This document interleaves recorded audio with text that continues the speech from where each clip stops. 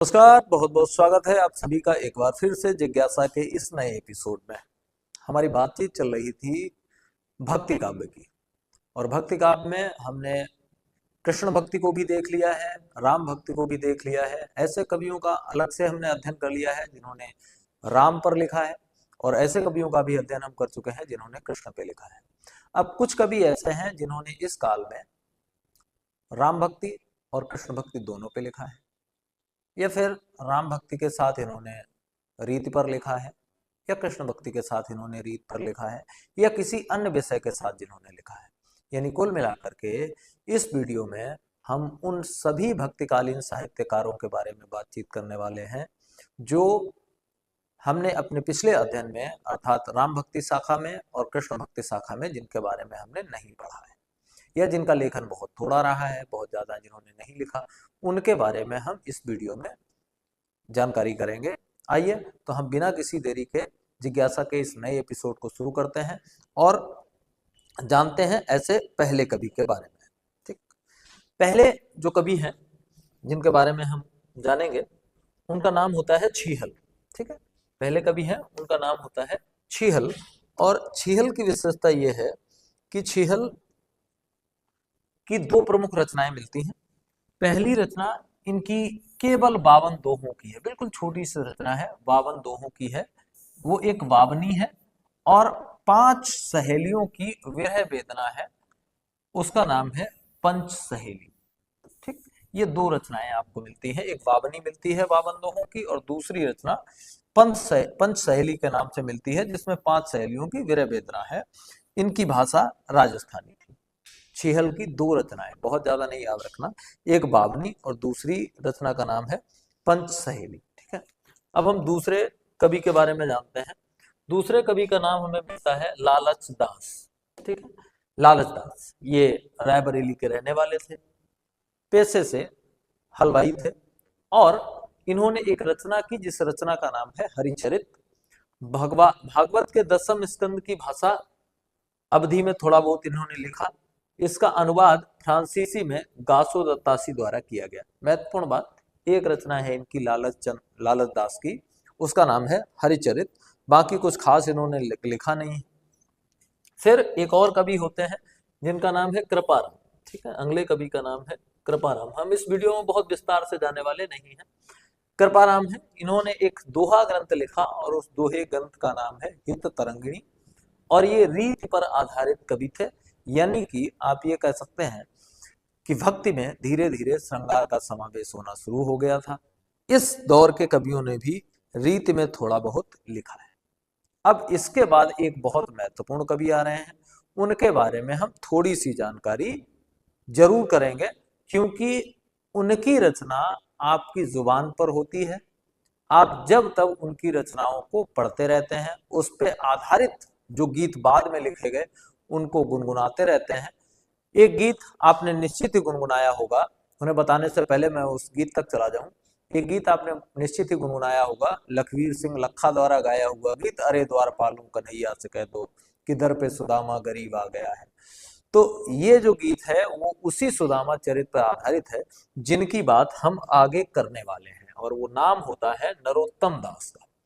नरोत्तम दास जो थे वो सीतापुर के रहने वाले थे। वहां पे एक जगह है जिलावाड़ी, उस कस्बे के निवासी थे, और इनका एक ही ग्रंथ मिलता है और बहुत महत्वपूर्ण है, जन जन तक ये सुलभ है। मतलब इसके बारे में अगर सुदामा चरित्र उन्होंने नहीं पढ़ा है, लेकिन इसकी कहानियों को जन जन जानता है, इनकी कहानियों को जन जन समझता है। इनकी जो लेखन कला थी वाकई में अद्भुत थी। जिस भाषा का इन्होंने उपयोग किया, जिस बोली का उपयोग किया, वो अद्भुत थी। आज भी उसको बड़े शौक से गाया पढ़ा जाता है। शीस पगा न झगा तन पे प्रभु जाने को आही बसे के ही ग्रामा। ये वहां का एक प्रसंग है जब सुदामा श्री कृष्ण के दरबार में पहुंचते हैं। दरबार में क्या पहुंचते हैं, द्वार पे पहुंचते हैं, तो वही जहां से वो अरे द्वारपालों लिया गया है, तो उन्होंने अपने हिसाब से उसको मॉडिफाई कर दिया, बदल दिया। लेकिन इन्होंने जैसा लिखा हम आज आपको वो बता रहे हैं। तो वहां से द्वारपाल निकलता है और श्री कृष्ण के पास जाके रिपोर्ट देता है, सूचना देता है, और वो कहता है कि शीस पगा न झगा तन पे प्रभु जाने को आही बसे के ही ग्रामा। और धोती फटी सी लटी दुपट्टी और पाए उपा नहीं को नहीं सामा। और द्वार खड़ो द्विज दुर्बल रहो चकी सो वसुधा अभिरामा। पूछत दीन दयाल को धाम बतावत आपनो नाम सुदामा। वो बताता है कि एक ऐसा दुर्बल सा फटे फटाए कपड़े पहने हुए एक दुर्बल सा द्विज ब्राह्मण आया हुआ है और वह आपका पता पूछ रहा है, आपका नाम पूछ रहा है और अपना नाम वो सुदामा बता रहा है। ठीक, तो जैसे ही कृष्ण सुनते हैं तो भागे भागे जाते हैं। उसके बाद जब दुख की वेदना का वर्णन किया जाता है, बड़ा महत्वपूर्ण है, हालांकि अतिशयोक्ति अलंकार का उपयोग इस ग्रंथ में इन्होंने खूब किया है, तो वो भी अपनी काव्य की एक सुंदरता है अतिशयोक्ति अलंकार का प्रयोग करना। जब कृष्ण सुदामा की दीन दशा देखते हैं तो वो कहते हैं कि कैसे बिहाल विवाइन सो भय कंटक जाल गड़े पुनि जोए। और हाय महादुख पाए सखा तुम आए इतने न किते दिन खोए। तो देख सुदामा की दीन दशा करुणा करिके करुणा निधि रोए।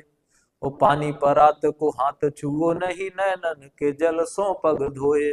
यहाँ पे अतिशयोक्ति अलंकार हो जाता है कि कृष्ण ने सुदामा का पद प्रक्षालन किया, पैर धोए, लेकिन पानी जो परात में आया था उसको हाथ नहीं लगाया। इतने आंसू गिरे, इतने दुखी थे, इतने द्रवित थे कृष्ण कि उन आंसुओं से सुदामा के पैर धुल गए। तो वो अतिशयोक्ति अलंकार। तो ये जो पंक्तियां हैं जिनको आप लगातार सुनते रहते हैं, वो पंक्तियां सुदामा चरित्र से ली गई हैं। और सुदामा चरित्र को लिखने वाले जो व्यक्ति थे उनका नाम था नरोत्तम दास। इतना आपको इनके बारे में याद रखना है। उसके बाद एक मुस्लिम कवि हुए हैं, बड़े महत्वपूर्ण, नाम होता है उनका आलम, और ये अकबर कालीन कवि थे। ये महत्वपूर्ण आपका एक प्रश्न बन सकता है कि ये अकबर के काल में हुए थे, अकबर के समय में हुए, और इन्होंने एक कृति लिखी। उस कृति का नाम है माधवानल काम कंदला। और ये एक प्रेम कहानी है जो दोहा और चौपाई में लिखी गई, यानी कि इन्होंने वही पद्धति का अनुकरण किया जो कि जायसी ने किया था, या जायसी के समकालीन जो अन्य लोग थे उन्होंने किया था। तो मंझन थे, कुतबन थे, तो उन सभी ने जिस व्यवस्था का उपयोग किया कि कई चौपाइयां और उन चौपाइयों के बाद एक दोहा, इस तरह से इन्होंने एक पुस्तक लिखी। पुस्तक का नाम है माधवानल काम कंदला। ये बात याद रखिए। एक और विद्वान उसी दौर में हुए, उनका नाम था राजा टूडरमल। अकबर के दरबार में रहते थे और राजस्व की व्यवस्था देखते थे। राजस्व का बड़ा ज्ञाता इनको माना जाता है। शेरशाह, पहले शेरशाह के दरबार में रहे, फिर अकबर के यहाँ मंत्री रहे। इनकी कुछ फुटकल रचनाएं प्राप्त होती हैं और इनकी खासियत यह है कि इन्होंने हिंदुओं को फारसी की ओर मोड़ा। इन्होंने जो रचनाएं की वो हिंदी की रचनाओं में फारसी के शब्दों का काफी उपयोग किया। इसलिए इनका एक योगदान है कि हिंदी में फारसी को समाहित करने में इन्होंने भी अपना योगदान निभाया। अगले जो व्यक्ति आते हैं उनका नाम होता है महाराजा बीरबल, यानी कि महेश दास। ये अकबर के दरबारी थे। इनका मूल नाम जो था वो राजा महेश दास हुआ करता था और बाद में इनका नाम परिवर्तित होके हो गया महाराजा बीरबल। और ये नारनौल के निवासी थे। मुख्य नाम इनका महेश दास था। 100 कविताओं का इनका एक संग्रह है, लेकिन उसका कोई विशिष्ट नाम हमें नहीं मिलता है। उसके बाद एक कवि हुए जिनका नाम है गंग। ये भी अकबर के दरबारी कवि थे। ऐसा कहा जाता है कि किसी राजा की आज्ञा के कारण इन्हें हाथी से मरवा दिया गया था, लेकिन ये निर्भीक थे। निर्भीक क्या थे कि कुछ भी जो भी इनके मन में आता था, इस बात को देखे बगैर कि उसका इनके जीवन पर क्या प्रभाव पड़ेगा, ये कह डालते थे। कबहू न भड़ुआ रन चढ़े, कबहू न बाती बंद, इस तरह के रचनाएं ये करते थे। कोई रचना ग्रंथ के रूप में प्राप्त नहीं हुई है। इनकी जो रचनाएं हैं वो फुटकल रचनाएं हैं, बाद में उनको संग्रहित करके एक आध जगह पे रख दिया गया है। ये इनकी खासियत है। उसके बाद एक कवि आते हैं जिनका नाम होता है मनोहर कवि, और ये भी अकबर के दरबारी थे, कछवाहा सरदार थे। उपनाम इनका मिलता है तौसनी, और इनकी एक रचना है सत प्रश्नोत्तरी। ठीक है, इनकी एक रचना है, उसका नाम है सत प्रश्नोत्तरी। ये इनकी इकलौती महत्वपूर्ण रचना है जो हमें मिलती है। फिर एक नाम और आता है बलभद्र मिश्र का। ये केशव दास के बड़े भाई थे। महत्वपूर्ण बात क्या है कि ये केशव दास के बड़े भाई थे। रचना श्रृंगार ग्रंथ नक्सिक। ठीक है, इनका एक श्रृंगार ग्रंथ है, उसका नाम है नक्सिक। दरअसल इसमें इन्होंने महिलाओं की जो शारीरिक बनावट है उसके आधार पे उन्हें उनके गुणों आदि का वर्णन किया है कि किसी महिला के नक्सिक कैसे होंगे तो वह कैसी होगी, इस तरह का ये ग्रंथ है। अन्य रचनाएं जो इनकी मिलती हैं, एक तो मिलती है बलभद्री व्याकरण, तो याद रखने की जरूरत नहीं है। दूसरा हनुमान नाटक है एक इनकी एक रचना। गोवर्धन शतसई टीका इनकी एक रचना है, और एक रचना है दूषण विचार। ये कुछ रचनाएं हमें बलभद्र मिश्र की मिलती हैं जो कि केशव के भाई थे। इसके बाद एक और मुस्लिम कवि हमें देखने को मिलते हैं जिनका नाम है जमाल, और इन्होंने नीति और श्रृंगार के दोहों का लेखन किया, लेकिन इनकी भी कोई विशेष रचना हमें प्राप्त नहीं होती है। इनके भी कुछ दोहे हमें फुटकल स्वरूप में मिलते हैं। अब बलभद्र मिश्र के ही भाई जिनकी बात अभी हम कर रहे थे, केशव दास, ये ऐसे व्यक्ति थे जिन्होंने अलंकार के महत्व की विवेचना की। इनकी रचनाएं इंपॉर्टेंट हैं, याद रखिएगा, दो हैं, और दोनों में खासियत यह है कि दोनों में प्रिया शब्द जुड़ा हुआ है। ठीक है, दोनों रचनाओं की खासियत यह है कि दोनों में प्रिया शब्द जुड़ा हुआ है, कवि प्रिया और रसिक प्रिया। बाकी भी है लेकिन ये इतनी इंपॉर्टेंट नहीं है। एक और आप याद रख सकते हैं, रामचंद्रिका। वैसे तो वीर सिंह देवचरित, विज्ञान गीता, रतन बावरी और जहांगीर जस चंद्रिका ये भी इनकी रचना है। तो ये केशव दास की कुछ रचनाएं हैं। उन रचनाओं को एक बार फिर आप देख लीजिए, कवि प्रिया, रसिक प्रिया, रामचंद्रिका, वीर सिंह देव चरित, विज्ञान गीता, रतन बाबरी और जहांगीर जस चंद्रिका, ये इनकी कुछ रचनाएं हैं। फिर एक और महत्वपूर्ण व्यक्ति जो कबीरदास उनके अकबर के ही दरबार में थे, नाम था अब्दुल रहीम खान खाना। ठीक है, ये बैरम खां के पुत्र थे। इनका पालन पोषण एकदम पितृवत अकबर के द्वारा करवाया गया, अकबर ने किया। रहीम की दोहावली यत सत्सई, वरवै नाई का भेद, श्रृंगार सुकुट्ठा, और एक सबसे ज्यादा परीक्षाओं में पूछी जाने वाली कृति है, उसका नाम है मदनाष्टक। ठीक है, याद रखेंगे, इनकी सबसे महत्वपूर्ण जो कृति है उसका नाम मिलता है हमें मदनाष्टक।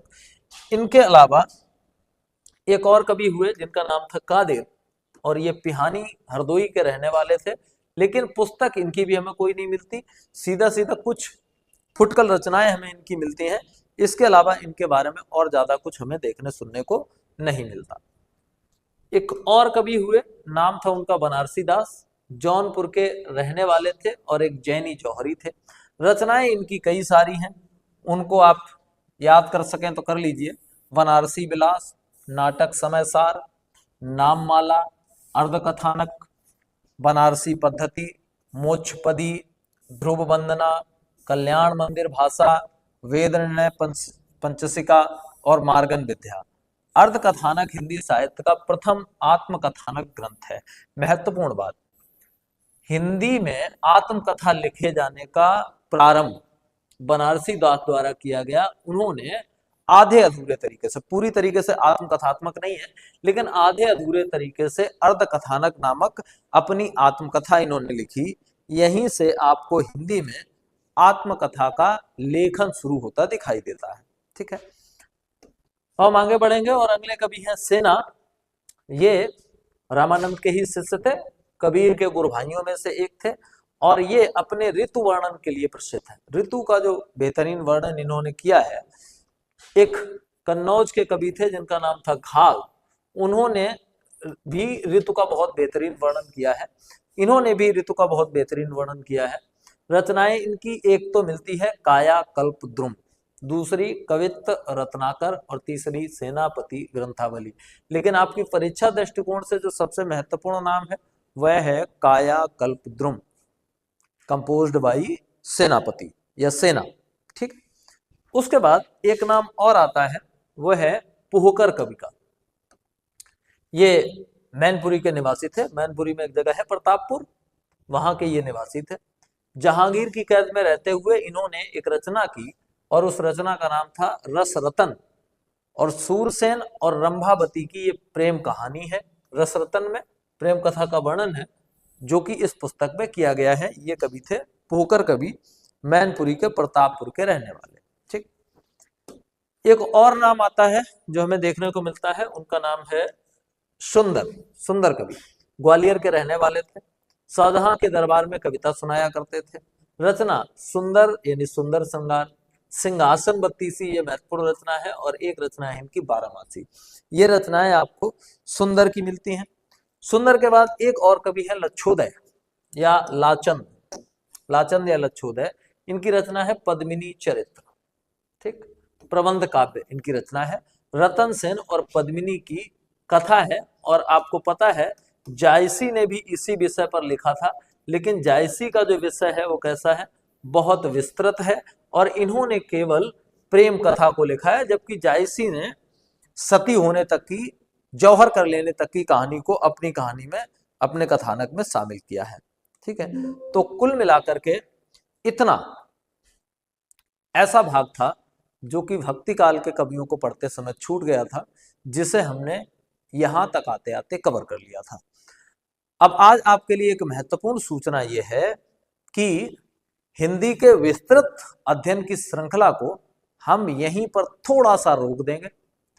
अब हिंदी के जो 2 से 3 वीडियोज आपको मिलने वाले हैं, वे वीडियोज प्रतियोगी परीक्षाओं को दृष्टिगत रखते हुए बनेंगे। जो विस्तृत अध्ययन है इसे हम थोड़ा बाद में कंटिन्यू करेंगे, अभी कुछ परीक्षाएं लगी हुई हैं, तो हमारा प्रयत्न ये रहेगा कि उन परीक्षाओं को दृष्टिगत रखते हुए हम कुछ 3, 4, 5 वीडियोज ऐसे दे दें जो आपकी परीक्षाओं में सीधे सीधे प्रभाव डालें जा करके। तो अगले वीडियोस थोड़े लंबे होंगे, लेकिन टू द पॉइंट, और आपकी परीक्षाओं में जितना इंपॉर्टेंट है उतने होंगे। तो अगले वीडियो से पूरा वीडियो देखें और साथ ही साथ नोट्स भी बनाते चलें। मैं आपको वीडियो के दौरान इतना मौका दे दूंगा कि आप स्क्रीनशॉट्स लेते हुए चलें और अपने प्रॉपर नोट्स बाद में बना लें। ठीक है, तो मिलते हैं एक और वीडियो के साथ अगले दिन। तब तक के लिए नमस्कार।